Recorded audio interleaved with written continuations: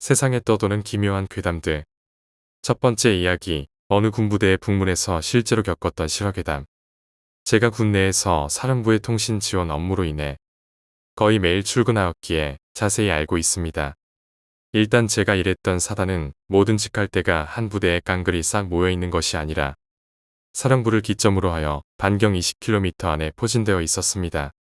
그 중에서도 제가 몸담았던 정보통신대대, 화학대대, 공병대대, 헌병대대, 본부대대 등은 5km 내에 있었습니다.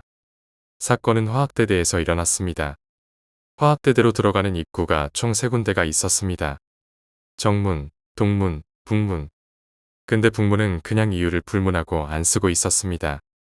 그 이유는 교통이 불편하고 입구가 좁아 레토나만 지나갈 수 있고 화학정찰차 등은 못 지나가서 그렇다 등으로 폐쇄가 된 시점이었습니다. 그냥 거기에는 조그만 문만 있었습니다.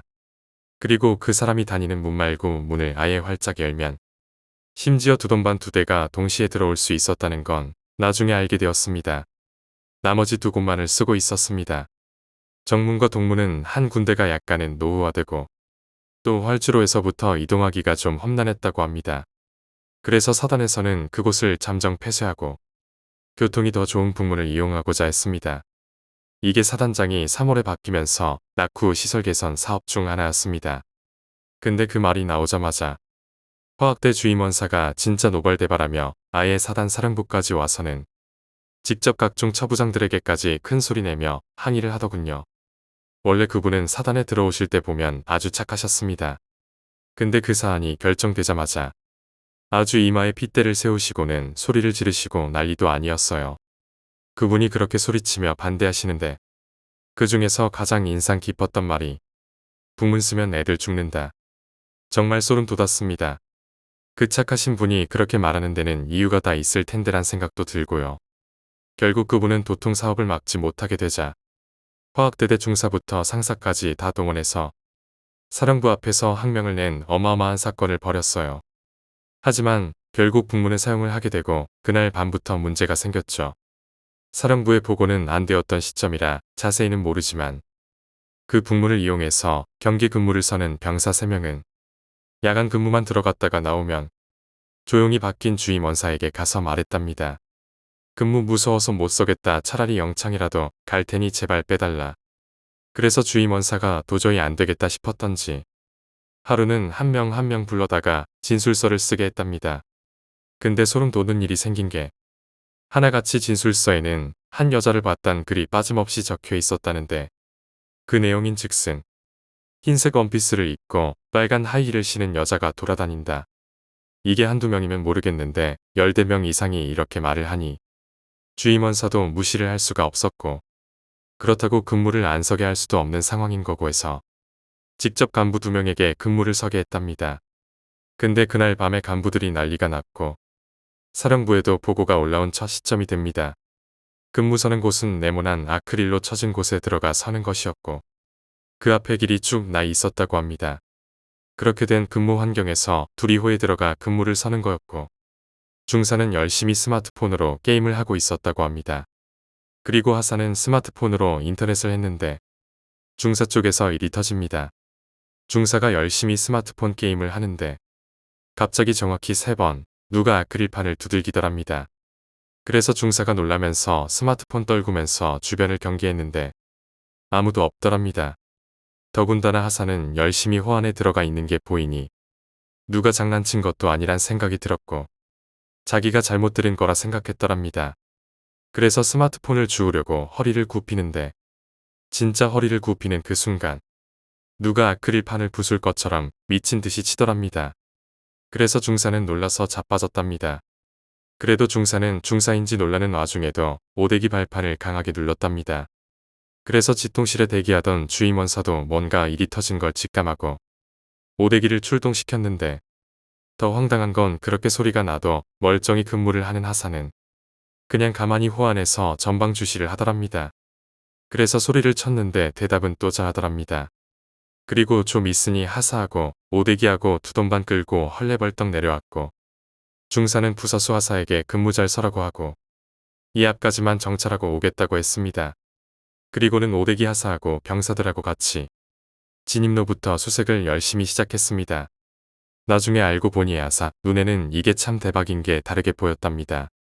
하사 입장에서는 갑자기 중사가 오대기를 출동시키고 자기한테 이야기하더니 나간 거랍니다. 그러니까 그때까지 혼자 열심히 스마트폰으로 카톡이랑 인터넷을 한 거죠. 전방 주시는 개뿔 그냥 농땡이 치고 있었던 거. 그런데 그렇게 나간 중사가 뭐하나 싶더랍니다. 그냥 궁금해서 스마트폰을 끄고 앞을 보니 저 앞에서 그러니까 중사랑 오대기들이 탐침봉으로 열심히 찌르고 있는 그 앞에 어떤 원피스를 입은 여자가 살랑살랑이더랍니다. 근데 이상하게 빛이 나고요. 그래서 처음엔 저걸 왜 못 보지 싶더랍니다.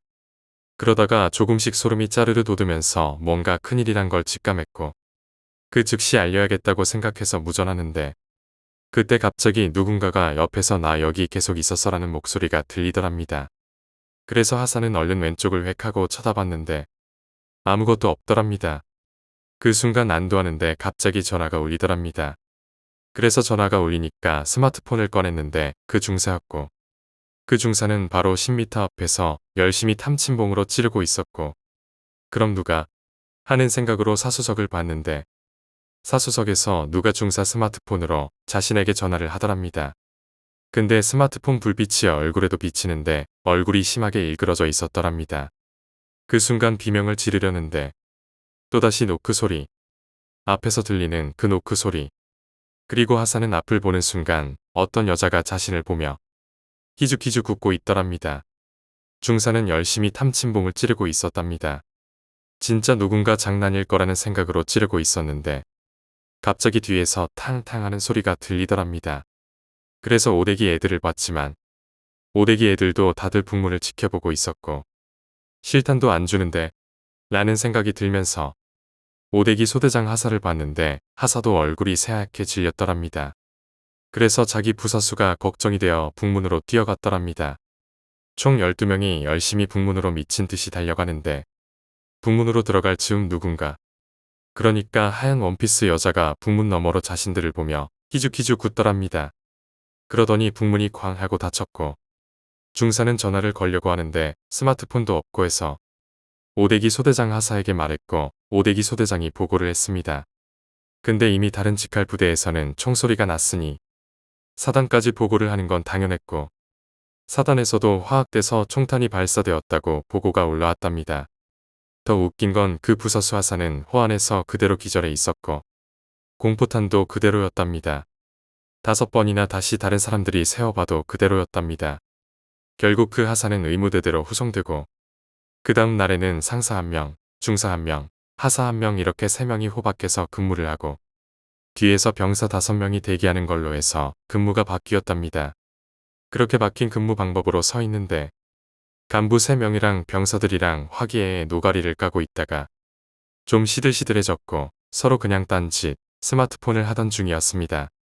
상사는 열심히 가운데 의자 놓고 앉아서 스마트폰 중이었고 하사랑 중사는 게임 이야기 중이었는데 뭔가 떨어지는 소리가 뒤에서 들리더랍니다. 그래서 상사가 뒤에 병사를 부르려고 뒤를 돌아봤는데 병사들 5명은 모두 자고 있었더랍니다.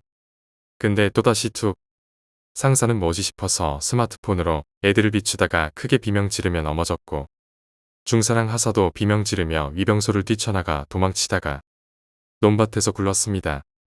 상사가 툭 소리가 난다며 조용히 하라고 하면서 애들을 라이트로 비추기니 둘 다 눈길이 가더랍니다.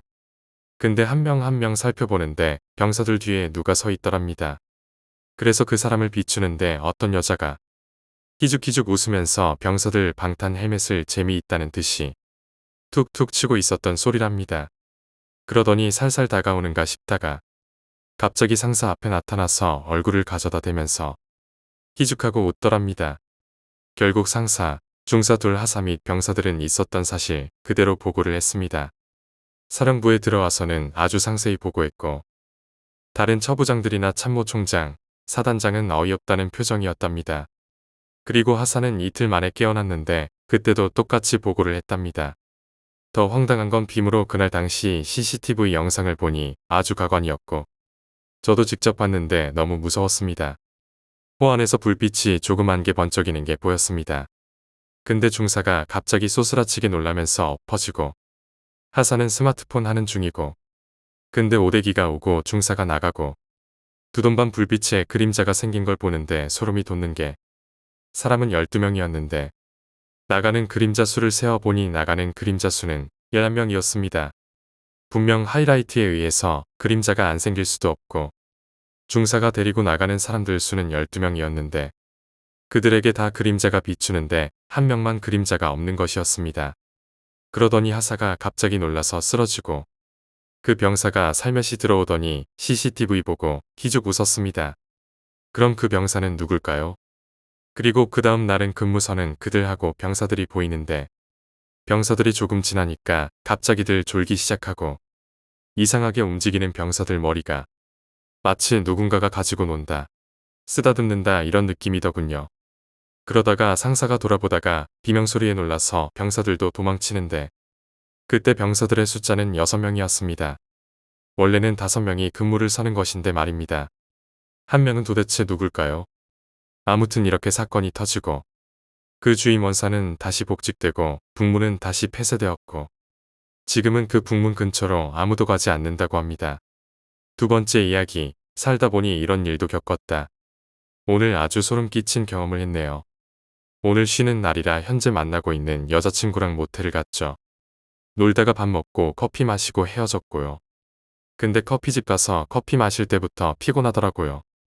눈도 감기고 이상하게 배고프고 여자친구도 너무 피곤해 보인다고 집에 가라고 해서 몇 분 더 있다가 여자친구 집에 가는 거 보고 저도 들어갔는데 집에 웬 손님이 있는 겁니다. 웬 스님 한 분이 계시더라고요. 집에 어머니가 계셨는데 어머니는 무교거든요. 절도 다니지 않고요. 스님이 있길래 좀 어리둥절했습니다. 그래도 집에 온 손님이니 인사하고 화장실 가서 샤워하고 나왔는데 스님이 절 보시더니 대뜸 하는 말씀이 제가 영매 체질이 있다는 겁니다. 그러더니 갓난아기가 저한테 붙어 있다고 앉아보라고 하더라고요. 순간 황당하기도 하고 소름 끼치기도 했지만 시키는 대로 앉아서 스님 이야기를 들었습니다. 보아하니 영가가 붙은 지 얼마 안 된 것 같다고 하시면서 제 이마를 누르고 배를 누르고 손목도 맥 짚듯이 누르면서 뭔지 모르겠지만 뭘 읊더라고요. 중간중간 목탁도 치시면서요. 그러더니 창문과 현관문을 열어놓으라고 어머니께 시키더라고요. 그러고는 아기 영가가 제 몸에서 떼어졌다고.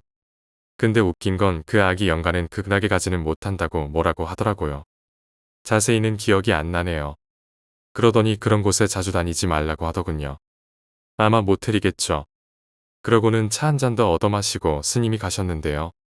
그 스님 가시고 어머니한테 저 스님 누구냐고 물어봤더니 저희 집 층에 사는 다른 호실에 불교 신자가 있는데 몸이 너무 안 좋아서 거기 갔다가 나오는 길에 저희 집 쪽으로 큰 뱀이 기어 들어가더랍니다.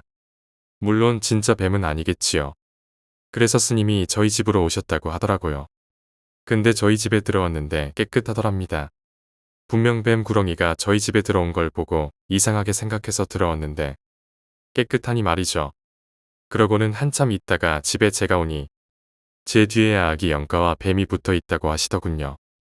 정말 소름이 돋네요. 무슨 영문인지 모르겠지만 살다 보니 이런 일도 있고 미쳤다고 스님이 그런 말을 지어낼 일도 없을 거라 생각하고 저희한테도 뭐 금전이나 이런 건 요구하지 않았어요. 세 번째 이야기, 창밖의 남자. 20년 전 추석인지 설인지 정확히 기억나진 않지만 친가 식구들이 명절을 겸해서 할아버지 댁에 모였을 때의 일입니다.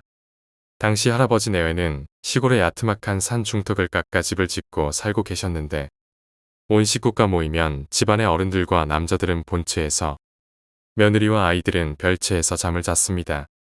단칸방 하나인데다가 명절 아니면 쓸 일이 없어 보일러도 설치되지 않은 별채에 어머니와 숙모 3명, 아이들은 저를 포함해서 대충 5명쯤 있었습니다. 문득 추웠던 기억은 나지 않는 것으로 보아 아마도 추석이었던 모양입니다. 어머니는 어머니들대로 모여서 주무시고 저는 또래 사촌들과 옹기종기 모여서 잠을 자던 중 인기척인지 뭔지에 눈을 떠보니 맞은편 벽면에 자그마한 창문 너머로 누군가의 검은 실루엣이 보였습니다. 캄캄한 밤중이라 이목구비는 또렷하게 보이지 않았지만 누군가 상체를 기울여 방 안을 들여다보고 있다는 것만은 분명했습니다. 고개를 돌려보니 어머니들 중 한 분이 이부자리에 앉아 창문 너머의 사람과 조용히 대화를 나누고 있었습니다. 역시나 얼굴은 보이지 않았지만 비교적 젊고 낯선 음성이었기 때문에 금방 막내 숙모라는 것을 알게 되었습니다. 당시 신혼부부로서 시댁에서 처음 명절을 보내는 막내 숙모가 잘 자고 있는지 걱정돼서 막내 삼촌이 확인하러 왔겠거니 대수롭지 않게 여기고 저는 다시 잠을 청했습니다. 다음날 아침 본체에서 간단히 예배를 드리고 아침 식사를 하던 중 식탁 맞은편에 앉아 계시던 막내 삼촌에게 어젯밤 외숙모 보러 오셨을 때 몇 시쯤 됐었느냐고 물어보자 갑자기 막내 숙모가 화들짝 놀라더니 사례가 들려 캐캐 기침을 하기 시작했습니다. 옆에 앉아 계시던 둘째 숙모가 놀란 표정으로 너도 어젯밤 뭔가 봤느냐고 거꾸로 저에게 물었습니다. 저는 제가 봤던 대로 창밖에 누군가 서 있었는데 막내 숙모와 대화하는 것으로 보였다고 삼촌이 잘 자고 있나 확인하러 온 줄 알았다고 대답했습니다. 식사가 어수선하게 끝나고 어머니가 저를 작은 방으로 데려가서 들려주신 말씀은 무척이나 기괴한 것이었습니다. 불교 신자였던 막내 숙모는 기독교 집안의 아들인 저희 막내 삼촌과 결혼하시면서 종교를 개종했습니다. 그런데 어젯밤 이상한 기척에 눈을 뜬 막내 숙모는 누군가 창문 너머에서 자신의 이름을 부르며 돌아와라라고 말하는 것을 들었다고 합니다. 돌아와라, 함께 가자, 너는 그쪽 사람이 아니다라고. 막내 숙모는 겁에 잔뜩 질렸지만 이대로 자는 척만 해서는 안 되겠다는 생각에 용기를 내서 몸을 일으키고 창문 너머의 누군가를 향해 몇 번이나 물러가라라고 말했다고 합니다. 한참 말씨름을 하던 중 창밖의 실루엣이 아깝다라는 말과 함께 사라졌고 막내 숙모도 기절하듯 잠들었다가 아침에 깨어나 저희 어머니와 숙모들에게 울며 간밤에 있었던 일들을 얘기했습니다. 어머니들도 기독교인인지라 막내 숙모의 말을 믿어주면서도 시댁에서 긴장을 많이 한 탓이라고 반신반의하고 있던 중이었다고 합니다. 다시 별채에 가서 창문을 보니 과연 어젯밤 방을 들여다본 사람은 절대로 막내 삼촌일 수가 없었습니다. 창문은 삼촌보다 머리 하나는 더 높은 곳에 달려 있었고 무엇보다 들여다보는 자세를 취하려면 키가 최소한 3m는 돼야 했으니까요. 누구였을까요? 어디로 돌아오라고 했던 걸까요? 여전히 알 수가 없습니다. 네 번째 이야기, 귀신을 부르는 방법과 퇴치하는 방법. 대학 입시를 위해 슬슬 공부를 시작할 때인 고1 여름방학이 거의 끝나갈 무렵에 겪은 일입니다. 그때 당시 친구와 같이 독서실을 다녔었는데 오전에 학원을 마치고 독서실에 가서 오후 9시쯤에 공부를 마친 뒤 독서실을 나와 집에 가는 길에 있는 놀이터에서 얘기를 하거나 편의점에서 간단한 간식을 먹고 집으로 귀가 그리고 컴퓨터를 뒤적거리다 자는 것이 하루 일과였습니다. 그렇게 하루하루를 보내던 어느 날 여느 때와 같이 독서실에서 공부를 마치고 친구와 놀이터에서 얘기를 나누는데 어쩌다 보니 귀신이나 심령현상에 대해 얘기하게 됐죠. 사실 친구가 귀신을 아주 무서워하거든요. 여하튼 여러 얘기를 하던 도중 제가 겪게 될 사건의 발단이 돼 그 얘기가 나오게 됐습니다. 제가 해주는 얘기를 겁에 질려 듣고만 있던 친구가 얘기 하나를 꺼내더군요. 학원 국어 선생님이 해준 이야기라고. 그 선생님은 친척 중에 무속인이 한 명이 있다고 하더군요. 그 사람은 여러 귀신이나 심령현상에 관한 책과 문서들을 찾아다니고 심지어 귀신을 부르거나 퇴마까지 해봤다고 하는데 저는 그 당시에는 그런 게 진짜 있냐? 라고 웃어넘겼던 기억이 있습니다. 사실 그 당시에는 귀신 같은 걸 믿지 않았었죠. 그 일이 있기 전까지는요. 친구가 이어서 한 얘기는 귀신을 불러서 퇴치하는 간단한 방법이었습니다. 친구가 알려준 내용은 대략 이렇습니다. 장소는 밀폐된 공간. 우선 손가락을 반만 오므린 상태에서 검지와 중지만 피는 겁니다. 그 상태로 다리를 어깨 너비만큼 벌리고 두 팔은 앞쪽을 향하여 구부정하고 편한 위치로 올립니다. 이 말까지 들은 후 저는 웃으면서 장난으로 이러면 되는 거야. 응, 이렇게 하면서 그 자세를 취했습니다. 그랬더니 친구가 웃으면서 국어 선생님이 아무나 부를 수 있는 건 아니라고 했다고 합니다. 그 친척이라는 사람이 태어날 때부터 음기를 잘 느낄 수 있는 사람이나 신 내린 사람이 귀신과 잘 접하게 된다고 했나? 그랬던 것 같습니다. 여하튼 그 자세로 눈을 감은 뒤 다른 생각 말고 앞으로 올린 손 검지와 중지 부분에 모든 감각을 집중시키고 모든 감각을 손끝으로 보내는 것만 생각하라고 했답니다. 그런 상태로 한동안 있다 보면 손끝에 뭔가 느껴지면서 등골이 오싹하는 게 느껴진다고 하는데 그냥 한번 오싹하고 끝나는 게 아니고 여러 번 오싹하다가 정말 심하게 서늘함이 느껴질 때가 있는데 그때가 바로 귀신이 안기를 느끼고 바로 앞에 온 거라고 하더군요. 정말 간단하죠. 그런데 문제는 간단한 대신 어떤 귀신이 올지 대화도 못하고 보이지도 않는다는 거라고 합니다. 부르는 건 여기까지이고 퇴치하는 방법은 양손. 앞에 양기를 보고 온 귀신을 오른쪽 손을 왼쪽 아래에서부터 오른쪽 위로 그어버리는 겁니다. 그럼 퇴치가 된 거라고 합니다.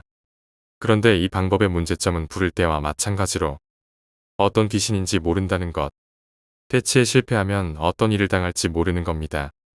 친구의 말은 여기까지였고 서로 집으로 갔습니다.